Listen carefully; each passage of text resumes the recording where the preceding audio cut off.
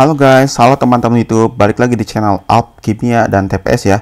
Kali ini saya akan membahas mengenai materi dari soal simulasi yang sudah dikeluarkan oleh panitia SNBT tahun 2023 ya. Nah, kali ini saya akan membahas mengenai materi nomor 3, mengenai pengetahuan kuantitatif. Nah, pada materi nomor 5 ini kita akan membahas mengenai statistika data tunggal ya. Nah, untuk teman-teman atau adik-adik yang lupa akan konsepnya sebelum bisa menjawab soal ini ya. Nah, di video kali ini kakak akan mengingatkan lagi hal-hal apa saja yang harus dipelajari pada materi statistika data tunggal. Nah, untuk yang pertama harus kamu ketahui mengenai statistika data tunggal. Kalau ada data, pastikan dulu datanya ini harus kita urutkan dari data terkecil menuju data terbesar ya. Nah, yang harus kamu tahu pertama yaitu mengenai rata-rata atau mean. Nah, rata-rata sendiri dirumuskan sebagai jumlah data dibagi banyak data ya. Mungkin ini sudah pada tahu. Contohnya, ini ada data 2, 4, 6, 7. Berarti di sini jumlah datanya ada 5 ya. Nah, berarti rata-rata untuk kelima data ini adalah tinggal kita jumlahkan semua. Kemudian kita bagi 5. Berarti hasilnya 5 ya. Nah, kemudian untuk rata-rata gabungan, ini juga sering muncul nih. Nah, untuk rata-rata gabungan, berarti rata-rata gabungan dikali jumlah data gabungannya sama dengan rata-rata pertama dikali jumlah data yang pertama ditambah rata-rata yang kedua dikali jumlah data yang kedua, dan seterusnya. Tergantung dia menggabungkan berapa jumlah datanya ya. Nah, kemudian ini ada contohnya nih. Dalam suatu kelas terdapat 25 orang siswa, dia memiliki rata-rata 7. Jika ada 2 orang siswa dengan rata-rata 9,5 akan dimasukkan datanya. Nah, rata-rata gabungan nilai kelasnya menjadi berapa nih? Nah, yang pertama kita punya data. Kalau jumlah siswanya 23, dia rata-ratanya 7. Kemudian ada 2 orang pengen dimasukkan datanya, rata-ratanya 9,5. Nah, berarti di sini jumlah datanya setelah digabungkan itu ada 25 orang. Nah, berapa rata-rata setelah digabungkan? Nah, berarti rata-rata gabungan yang menjadi, tinggal kita masukin ke rumus ya. Rata-rata gabungan dikali jumlah datanya. Kemudian rata-rata yang pertama dikali jumlah datanya. Rata-rata kedua dikali jumlah datanya. Berarti rata-rata gabungan kan yang ditanya, dia jumlahnya menjadi 25 orang. Rata-rata untuk 23 orang itu 7, tinggal kita kalikan. Rata-rata untuk 2 orang itu 9,5, berarti rata-rata untuk 25 orang setelah digabungkan menjadi, berarti ini kita tinggal jumlahkan ya. 180 dibagi 25, jadinya 7,2. Berarti rata-rata yang baru untuk 25 orang yaitu 7,2.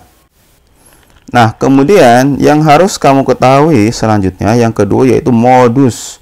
Modus itu berarti data yang paling sering muncul. Nah, untuk data tunggal ini mudah sekali untuk menentukan modusnya. Tinggal kita lihat aja data yang sering muncul itu datanya angka berapa. Nah, contohnya ini misalkan ada 24, 6, 7 nih. Ini cuma ada 5 data ya. Oh, ternyata angka 6 ini muncul 2 kali, terbanyak dari kesemua data. Oh, berarti modusnya itu 6 ya. Nah, seringkali juga untuk beberapa kesempatan dia menanyakan atau memberikan informasi tidak memiliki modus. Berarti kalau tidak memiliki modus, intinya jumlah bilangan yang muncul sama semua. Berarti nggak ada yang lebih banyak. Contohnya ini 1, 2, 4, 6, 8. Ini semuanya angkanya munculnya satu-satu semua. Atau misalkan ada 22, 46, 44, 77. Ini kan datanya ada 6. 2 muncul 2 kali, 4 muncul 2 kali, 7 juga muncul 2 kali. tidak ada angka yang munculnya paling banyak. Berarti ini datanya tidak memiliki modus kalau seperti itu. Nah, kemudian median. Median sendiri yaitu membagi datanya menjadi dua. Nah, kalau kita pakai rumus, sebenarnya ini pakai manual juga mudah ya untuk data tunggal yang datanya mungkin kurang dari 10. Kalau data tunggal datanya lebih dari 10, nah untuk manual sulit. Kita perlu menggunakan rumus. Rumusnya, jadi median itu kalau datanya genap, setengah atau rata-rata dari data ke N bagi 2, berarti jumlah N itu jumlah banyaknya data ya, N bagi 2, kemudian data ke N bagi 2 tambah 1. Sedangkan untuk ganjil itu datanya data ke jumlah data tambah 1 bagi 2. Contohnya ini. Ini saya punya ada datanya genap nih, ada 6 data. 2, 4, 6, 7, 7, 8. Nah, di sini kan ada 2, 4, 6, 7, 7, 8. Secara logika juga kalau kita misalkan menggunakan cara manual ya. Berarti kan kalau kita bagi 2, tengah-tengahnya di sini dong. Berarti kan ke sini ada 3 data, ke sini juga ada 3 data. Data ke 1 sampai ke 3, yang ini data ke 4 sampai data ke 6. Ini secara manual juga bisa ya. Berarti otomatis mediannya itu tengah-tengah antara data ke 3 dan ke 4. Atau setengah dari 6 dan 7.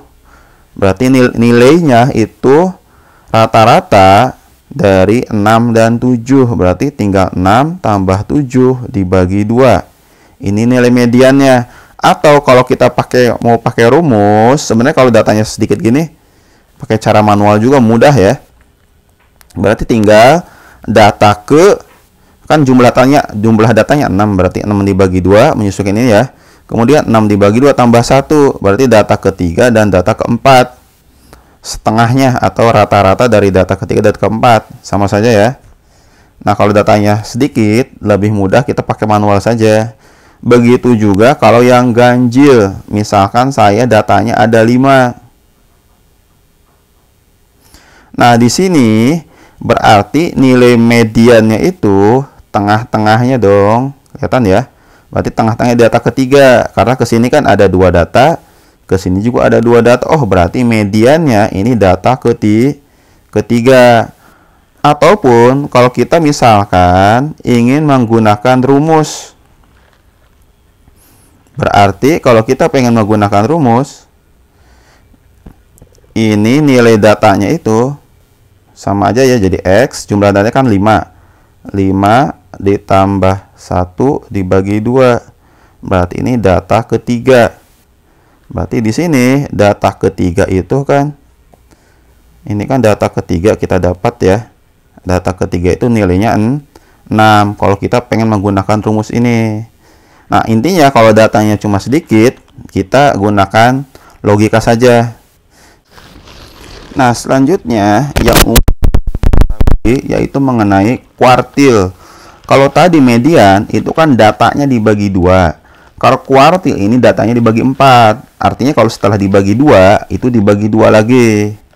Nah, di sini untuk data yang genap, kuartil 1 atau kuartil bawah ini, kalau kita pakai rumus ya, bisa kita rumuskan. Jadi kuartil 1 itu sama dengan data ke jumlah data ditambah 2 bagi 4. Sedangkan kuartil 2 yaitu 2 dikali jumlah data tambah 2 bagi 4. Sedangkan kuartil 3, 3 kali jumlah data tambah 2 bagi 4. Contohnya nih, saya punya angka, susunan angka, datanya ya, 22, 34, 66, 7, 8, 8, 9. Nah, kalau kita pakai cara manual, kalau datanya cuma sedikit ya, ini kita bisa logikain saja. Berarti kan datanya ada 10 data. Kalau kita bagi 2, berarti tengah-tengahnya di sini ya. Ke sebelah kiri ada 5 data, ke sebelah kanan ada 5 data. Berarti data tengah-tengahnya di sini, yaitu data ke-5 dan ke-6 tengah-tengahnya. Berarti mediannya itu setengah dari data kelima dan data keenam, atau setengah dari 6 tambah 6 rata-ratanya ya, dapat hasilnya 6. Atau kalau kamu mau pakai rumus, berarti nilai dari median itu sama dengan berarti data ke 2 dikali jumlah data per 2 per 4. Berarti ini datanya itu jadi 22 dibagi 4, berarti data ke 5,5. Data ke 5,5 ini maksudnya dia data setengah dari data ke-5 dan ke-6 ya. Ini kan data ke 5,5. Nah, untuk kuartil bawah kalau kita manual, ini kan median udah kita bagi 2. Nah, berarti 5 data ini kita bagi 2 lagi, yaitu tengah-tengahnya di data ketiga. Atau di sini data ketiga atau Q1 nilainya kebetulan 3 di sini. Kalau kita pakai rumus, berarti N-nya kan 10. 10 ditambah 2 dibagi 4. Berarti 12 bagi 4 data ketiga ya. Begitu juga untuk yang kuartil atas atau Q2.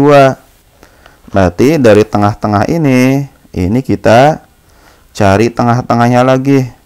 Berarti ini kan dari 5 data yang terakhir, kita bagi 2, berarti tengah-tengahnya di data ke-8 ya, atau kita sebut kuartil atas. Berarti data ke-8 kebetulan nilainya 8. Kalau mau kita pakai rumus, berarti datanya ke berapa? Tinggal 3 kali 10, 30 tambah 2, 32 bagi 4. Berarti dia 8. Data ke-8 yaitu adalah 8 ya.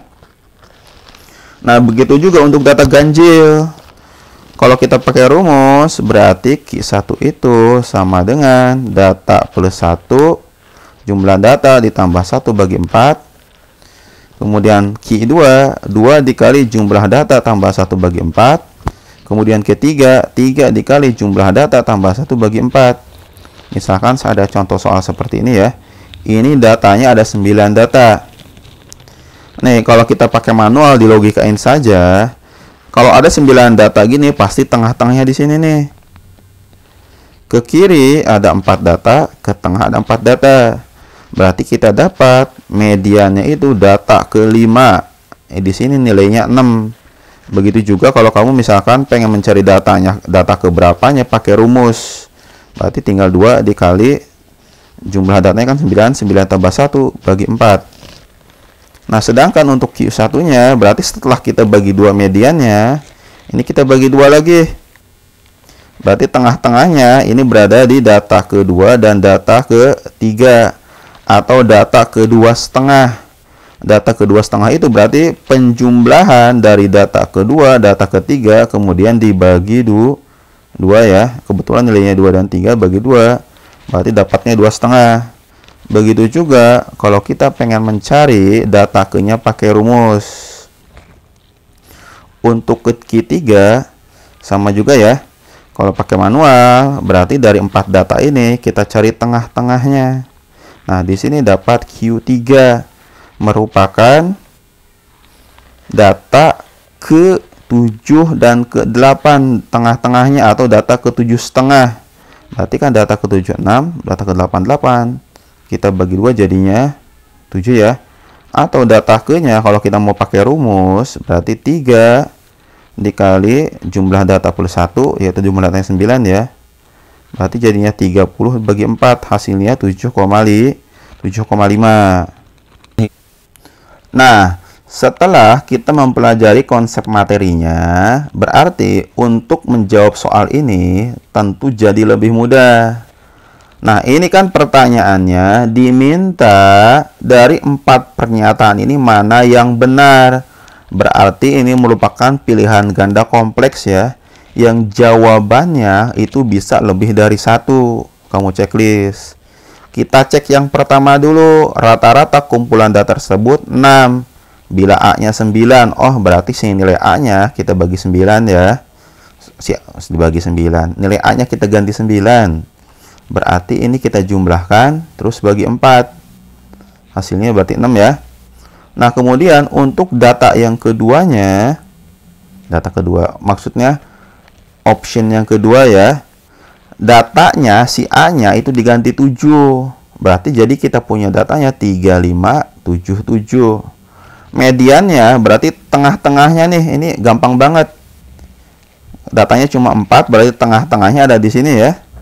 Ngebagi ke kiri 2, ke kanan 2 data ya. Berarti mediannya itu tengah-tengah dari 5 sama 7 dari data kedua dan data ketiga. Berarti ini 5 tambah 7 bagi 2 jadinya 6 ya. Nah, untuk jangkauan katanya 4. Kalau A-nya diganti dengan 6, A-nya kita ganti dengan 6. Berarti A-nya ganti dengan 6 ya, 6 ya. Ingat, ketika kita punya data dan dia ditanyakan statistiknya, amannya dan emang harus sih kita urutkan dari data terkecil ke data terbesar. Berarti A-nya kan di sini taruhnya di kanan, jangan 6-nya ditaruh paling kanan ya. Tapi 3, 5, 6 dulu baru terakhir 7. Berarti ini si A-nya ditaruh di sini ya. Yang jadi pertanyaan jangkauan. Jangkauan itu data paling besar kurangi data paling kecil. Jadi hasilnya 4 ya. Nah, kalau kalian tidak menyusun datanya dulu, kemungkinan ntar 6 dikurangi 3. Bisa jadi 3 ya, salah ya. Berarti amannya kita susun berdasarkan angka terkecil ke angka terbesar. Kemudian untuk option yang 4 nih, ini 4-nya kepotong ya. Modus kumpulan data tersebut 3. Bila A-nya diganti 5, nah si A-nya kita ganti 5 nih, berarti datanya jadi 3, 5, 5, 7. Nah, ini data yang paling sering muncul itu angka 5. Dia muncul 2 kali, lebih sering daripada 3 dan 7 yang masing-masing 1. Berarti ini nilai modusnya sama dengan 5 ya. Nah, dari sini berarti jawaban yang benar itu yang pertama. Kemudian yang kedua salah ya, dia kan A-nya 7. Datanya dia jawabannya 5 ya. Berarti yang ini dia benar ya. Ini 4. Ini hasilnya 4 ya. Ini kan hasilnya 6. Yang keempat modusnya 3, harusnya modusnya 5. Berarti yang benar itu 1 sama 3 ya. Nah, demikian untuk pembahasan kali ini. Jangan lupa share dan subscribe ya. Nah, nantikan lagi video-video selanjutnya.